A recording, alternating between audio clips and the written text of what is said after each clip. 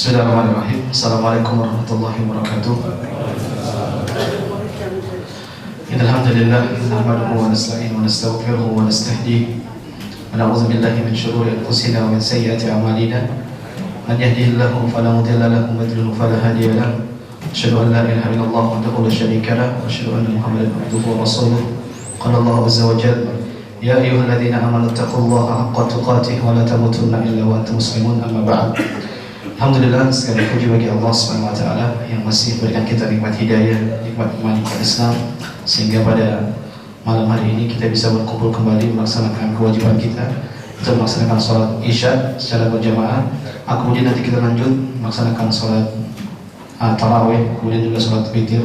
Mudah-mudahan Allah Subhanahu wa taala memberikan kita kesehatan hingga sampai hari bulan Ramadan.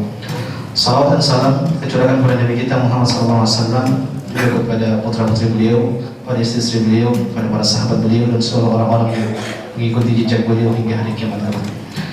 Jamaah yang semoga dimurkai Allah SWT, kita sadar bahwasanya hari ini atau malam ini kita masuk ke hari ke-8 dari bulan Ramadan. Maka sungguh kita patut bersyukur kepada Allah SWT, karena berjumpa dengan bulan Ramadan adalah suatu kenikmatan yang sangat besar, kenikmatan yang sangat agung yang Allah Subhanahu wa taala berikan kepada kita. Bagaimana tidak, dalam bulan Ramadan terlalu banyak kebaikan yang Allah Subhanahu wa taala berikan. Oleh karena Imam Ibnu Jauzi rahimahullah taala, dia pernah mengatakan, "Lau qila li ahli al-qubur tamannaw yawman min Ramadan."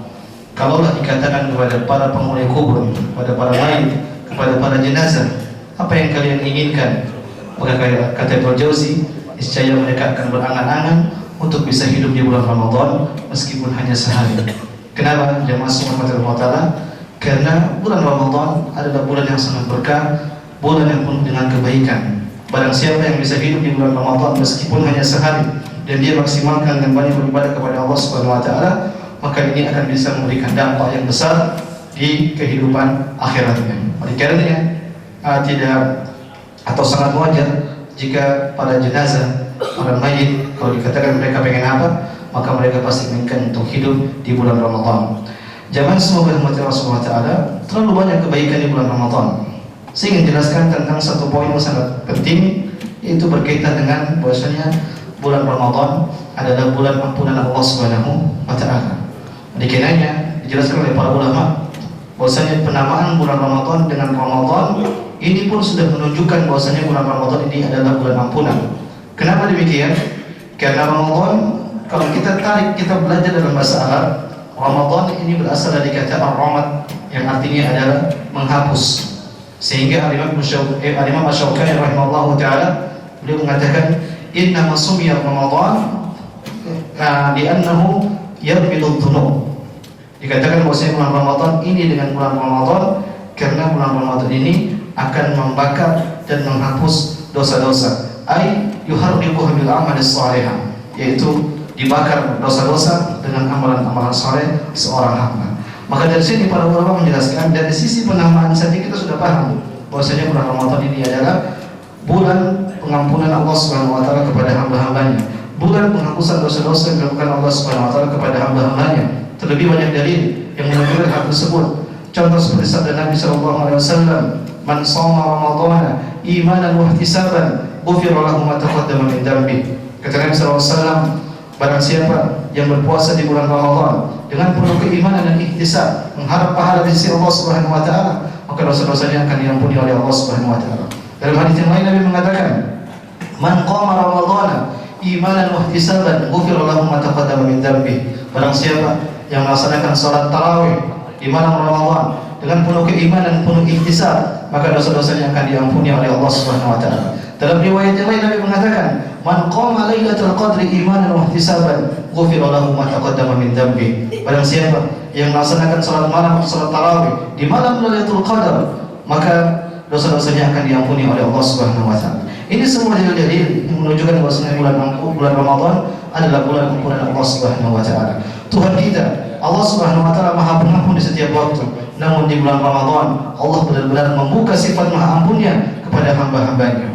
Oleh karena ma'asyiral muslimin, jamaah semoga dirahmati Allah Subhanahu wa taala, jangan sampai kita tidak mendapatkan ampunan Allah Subhanahu wa taala di bulan Ramadan. Karena sungguh barang siapa yang tidak mendapatkan ampunan di bulan Ramadan, maka dialah hamba yang sangat celaka. Sebagaimana doa malaikat Jibril alaihissalam, beliau pernah berdoa, syaqiya abdun adraka Ramadan fansalakha minhu wa lam yughfar lahu. Kata Jibril, sungguh celaka seorang hamba yang dia bertemu dengan bulan Ramadan, lantas dia berlebaran keluar dari bulan Ramadan dalam keadaan dosa-dosanya tidak diampuni oleh Allah Subhanahu wa taala.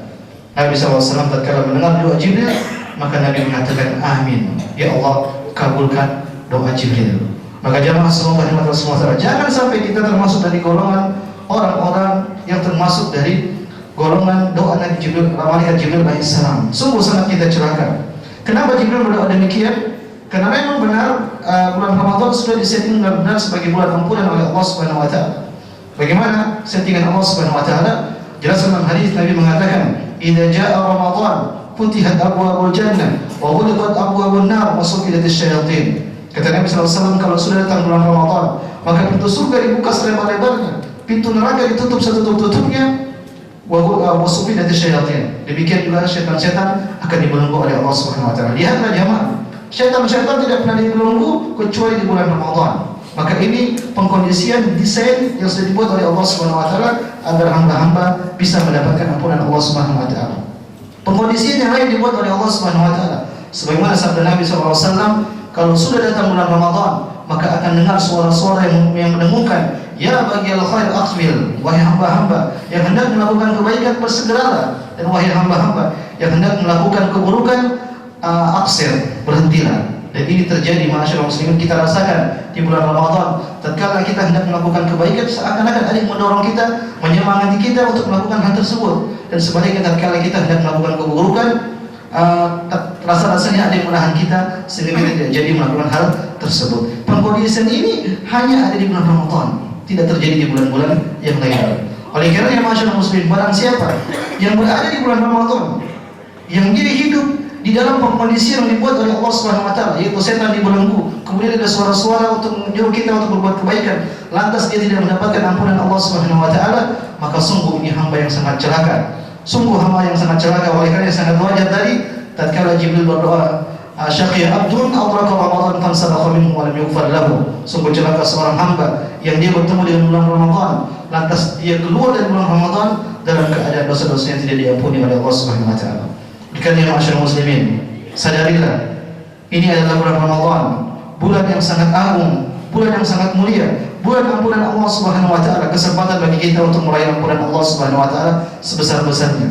Kita sadar bahwasanya kita ini banyak dosa. Terlalu banyak dosa yang kita lakukan. Bukankah Nabi mengatakan kullu bani Adam khata'? Seluruh anak Adam itu berbuat kesalahan. Khata' ini sifat mubalaghah yang menunjukkan kita senantiasa melakukan kesalahan. Demikian juga dalam hadis yang lain, Allah Subhanahu wa taala berfirman dalam hadis qudsi, "Ya ibadi, innakum tukhti'una bil-laili wan-nahar wa ana aghfiru dzunuba jami'a fastaghfiruni aghfir lakum." Kata Allah Subhanahu wa taala, wahai hamba-hambaku, seluruh kalian melakukan dosa di malam hari dan siang hari. Wa ana aghfiru dzunub, dan aku adalah Tuhan yang Maha Pengampun. Fastaghfiruni aghfir lakum, maka minta ampunlah kepadaku, saya aku akan mengampuni dosa-dosa kalian. Oleh karena masyarakat muslimin, sekali lagi, jangan sampai kita tidak mendapatkan ampunan Allah Subhanahu wa taala. Mungkin ada bisikan syaitan yang mengatakan, kau tidak akan diampuni oleh Allah Subhanahu wa taala, dosamu terlalu banyak.